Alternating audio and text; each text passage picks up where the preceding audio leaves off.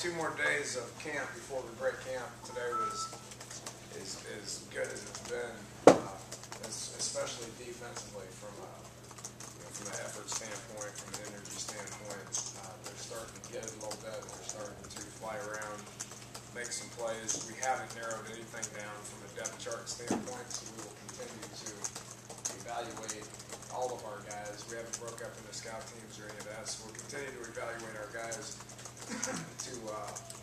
for the next 2 days prior to breaking camp and getting into a routine of school, which the next time I visit you guys will be in a routine of getting ready for the Marshall game and all that. But here for today, for the next 2 days, it's about stay the course, keep evaluating everybody in our program, and get to the point to where we kind of know where we're at on Monday. So with that, we'll take some questions. How much evaluation is left? I mean, how comfortable are you? How good of a handle do you think you have on where guys fit? Various guys we feel good about, other than others, obviously, but there's still some positions. Take, for instance, the D-line that we're still repping approximately 15 guys at D-line, which is just, you can't do that. I mean, obviously, when you got to narrow it down to the guys that you're going to feel good about playing. And the more you practice, the more you can see guys separate themselves. So in certain areas, we can see it separate themselves from starters to backups. For instance, at receiver, we feel like Stedman's an obvious starter. Jordan Thompson's an obvious starter. Tavon Austin's an obvious starter. J.D. Woods is an obvious starter. And then you have, backups. And we will assess all the backups to where we figure out how much they can handle playing. But the D-line, we're not sure where that's at yet. So still, some areas feel good about, some areas we don't. Daniel, obviously, Geno wasn't out there. Can you update on Geno? Yeah, his grandmother passed away, so he took a few days to go back home to spend time with his family, and we'll be back by school. So it gives us an opportunity to rep Paul and Ford a lot, so they got just a whole bunch of reps, and we'll continue to do that for the next 2 days. Dana, you, in a way, I'm not saying Geno's grandmother's death, but the fact that you had to play today, practice, and probably for the next 2 days without Geno, does it help in some ways? At least your inexperienced backup quarterback? Yeah, they've been getting a lot of reps anyway. Geno probably takes 50% of the reps, maybe slightly higher than that, and then you split the other 40% approximately between the two. And Ford's a guy that he's talented, but he's where Paul was a year ago, just from a knowledge standpoint, a rep standpoint. So yeah, to answer your question, it goes from giving them 20 to 25% of the reps to 50% of the reps, which means that they get better. They look like young, inexperienced backup quarterbacks out there, and the more they rep, the better they're going to be at it. So heaven forbid ever being in that situation to have to put them in to be the first string, because Geno clearly makes everybody else around him better. Watching both Ford and Paul, who will rep with the first team, they don't necessarily make everybody else around him better. Where it's clear that number 12 does. We're better with him, obviously. So we'll keep repping. With all due respect to you, do you enjoy creating 2 hours of panic among your fan base by being coy enough? Damn that social media, right? Yeah, I didn't invent it. Usually everybody would know what happened during practice here once practice is over, but social media, and we could always take y'all's phones when y'all come in there and not allow you to do that. I think anybody would be fired up about that. How's Paul look? You mentioned that Ford's looking like Paul did at this time last year. I mean, have you seen big strides out of him? Have you seen marked improvement? In certain areas. In certain areas, yes. In certain areas, no. I don't know what else you're What certain areas? What has he gotten better at? I mean, some places it looks good, some places look bad. So he has a long ways to go. As Ford has a long ways to go. As virtually every single freshman quarterback across the country has a long ways to go. We're forced to play. Paul is a true freshman, which that doesn't happen very often at quarterback. So usually he'll be in a situation where he's entering his redshirt freshman year. they're both young. They both look like freshmen, young, inexperienced backup quarterback. Danny, when you do go ahead. When do you anticipate getting the depth chart kind of close to being ready for the first game? We'll work towards it to get it settled Tuesday. Sunday will be a lifting and running day. Monday will be a day off. It's the first day of school. So we'll regroup and get it relatively in order for Tuesday, Wednesday, Thursday, Friday. We'll practice a couple of game weeks next week prior to heading into the real game week. We don't want to go into the real game week with having to rep 3 people at each position. You can't do it. So don't mind repping 3 at each position next week, but then the next week you got to narrow it down to those who are going to play. Dana, is the music before practice, is that from your personal iPod? Is that from my personal iPod? I don't have my iPod. I'm serious. You don't like the music? Yeah, well, I'm a little older, so. Probably We're not style. playing with a bunch of older guys. we let them pick the music, just like we let them pick the uniform combinations and all that. A serious question. A little bit more about them than it is you, with all due respect. I appreciate that. I have a serious question. With the freshmen that come in, obviously there's going to be a lot of those in the 2 deep. Are you surprised by how quickly they've adapted? Is it mostly necessity, or is it because their play dictates or warrants that they should be where they're at? Well, one, I didn't say any of them were in the 2 deep, and I didn't say that their play was warranted them being in the 2 deep if they were in the 2 deep. I never said that. We're still evaluating them. If they're good enough to beat some older guys out, then we're happy about that. If we're putting them in positions to be second teamers, potential starters based on no competition, based on injuries or lack of depth at that position, then we're not fired up about it. So we'll sort that out here in the next few weeks. Dan, with that being said, you said 15 guys still repping on D-line.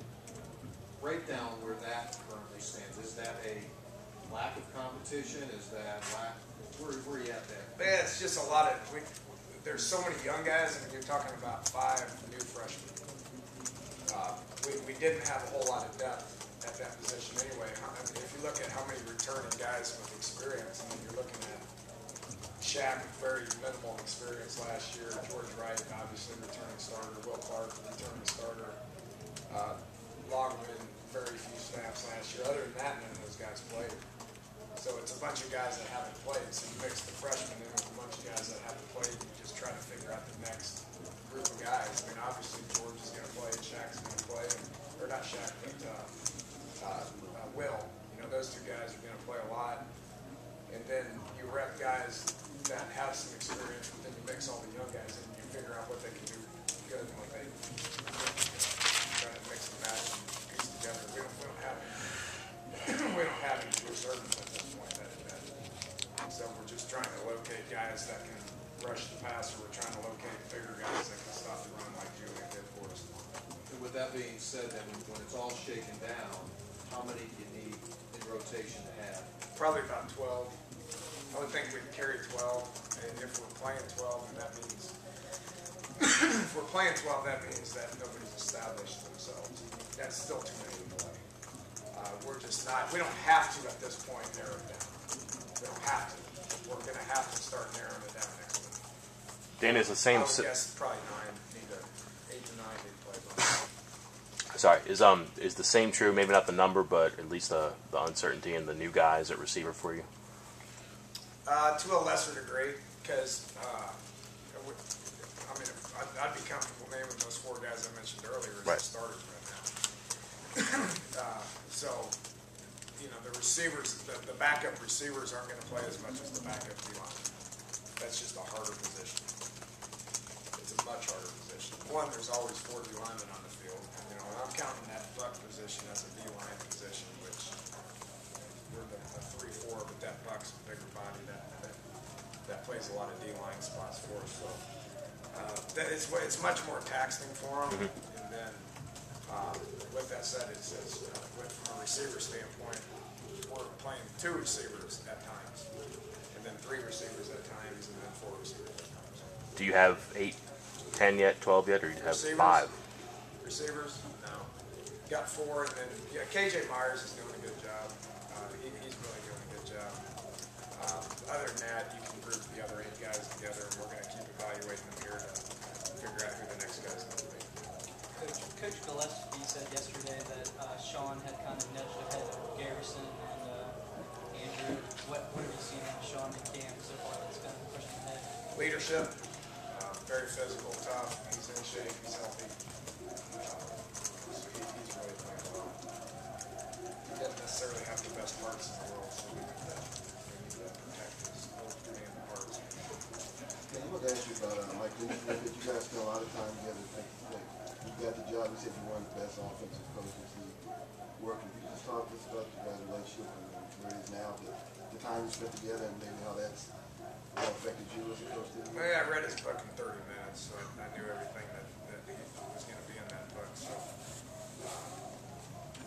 we go way back, and from an organizational standpoint, the 8 years that I was with him, that's what I took from him more than anything, is how you organize your offense, how you practice it, how you keep repping specific things. I mean, he's a mastermind when it comes to organization. So I learned a lot of that stuff organizationally, and then obviously when I broke off, because I had to break off at some point, and then when I broke off, I thought maybe it was better.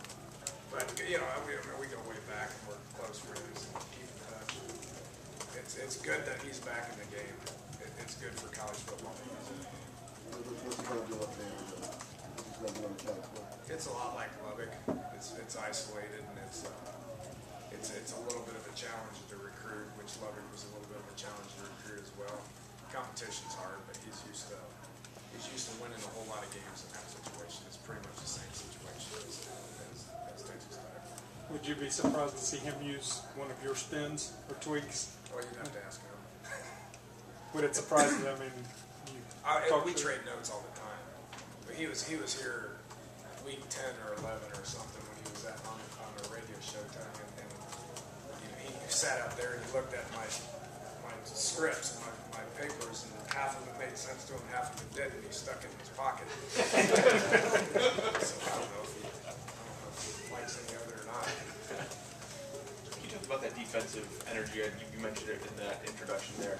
What were they doing well, and how good is that to see at this point in camp where maybe guys otherwise might be winding down? Well, yeah, they're having fun. I mean, they're having fun. Offensively, we got a lot of the guys back, and it's not about who wins the drill. I mean, we're trying everything to try to make them better, and they're trying different things and trying to improve their stuff to make us better. It's called a competition, and obviously amongst the offense and defense, it's competitive, but what you look for is guys trading blows, and then after the drill, everybody's coming together and excited about being out there. But I've been at some practices where it's quiet, and everybody acts like they don't want to be out there. It just seems to me like these guys like to be out there and like to play, and we can practice. Makes it enjoyable to coach them, and then it makes it enjoyable to get a whole bunch of stuff on the tape where you can come in and watch it. When you assess kind of the issues you had maybe last year at this point compared to now, it sounds like the only real problems you have are numbers and trying to figure out who's going where. I mean, what's the difference to you when you look at that? Assess what? I'm not sure we can do. When you assess, the needs of the team at this point last year as compared to now, I mean, I how? don't remember what our needs of the team were last year, to be honest with you. I tried to bury 2011 when 2012 opened up. So we're going to worry about 2012. 2011 was fun, but it's over, and there's nothing that happened in 2011 helped us in 2012. So we meet daily, we watch film daily, and we try to assess what our needs and what our issues are on all 3 sides of the ball, and try to make it look better. Do you think part of the excitement of your entire team that you were talking about is because so many of the freshmen are still involved, still competing for playing time? It helps that some guys know they've still got a chance. Probably the number one motivational factor for anybody ever is competition. Either yours or somebody's going to take it from you. They get a little nervous. So the more competition we can, that can exist amongst the specific positions, the more you're going to get out of it, the more effort you're going to get out of them, and the more, the more focus and the more want to, I guess. Is this as many freshmen as you have had in your coaching career? No. Still competing at this point? No. At 2 years at Houston, we probably played about 15 true freshmen. I know that 1 year at Oklahoma State, we had about 16. It's much more common in the Southwest, the Big 12, and Conference USA because of the style of offense existing. What have you seen out of JD Woods that has him right up there with the starters at this point? Making plays. Just making plays. We target him, it works out. He's getting open, he's playing fast, and he's doing a good job. He's 100% different than he was a year ago. If he's any different than that tomorrow, then we'll put somebody in front of him. Coach, in terms of redshirting, are you all have an idea right now who you want to redshirt and when you're planning on making that final decision? Yeah, we'll talk about it this weekend. We got 2 more days. We got tomorrow and Saturday where we'll keep evaluating. We'll meet as a staff Sunday and Monday and start talking about it. We haven't met to start talking about that. Let's start doing it. It doesn't mean we'll make decisions. We may make decisions on 10 guys, but it may take another week of work to make a decision on some of the other guys.